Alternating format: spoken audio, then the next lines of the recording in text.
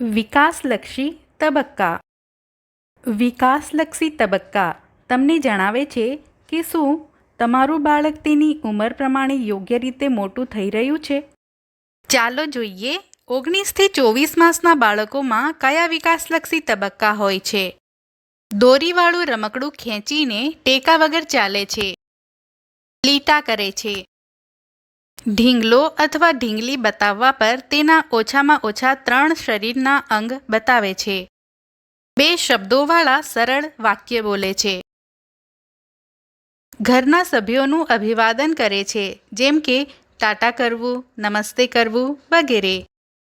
ધ્યાન રાખો, માતા પિતા તરીકે સમજવું અગત્યનું છે કે કોઈ 2 બાળકો સમાન રીતે વિકાસ પામતા નથી. દરેક બાળકની વૃદ્ધિ અને વિકાસમાં સમાન ઉંમરના અન્ય બાળકોની સરખામણીમાં તફાવત હોઈ શકે છે. કોઈ પણ બાળકમાં વિકાસલક્ષી વિલંબને આ પ્રવૃત્તિઓના આધારે માપી શકાતું નથી, પરંતુ વિલંબ કયા ક્ષેત્રમાં થઈ રહ્યો છે તે ઓળખવામાં ચોક્કસપણે મદદરૂપ થઈ શકે છે. તમારા બાળક વિશે વધુ જાણવા માટે નજીકના ડૉક્ટરનો સંપર્ક કરો.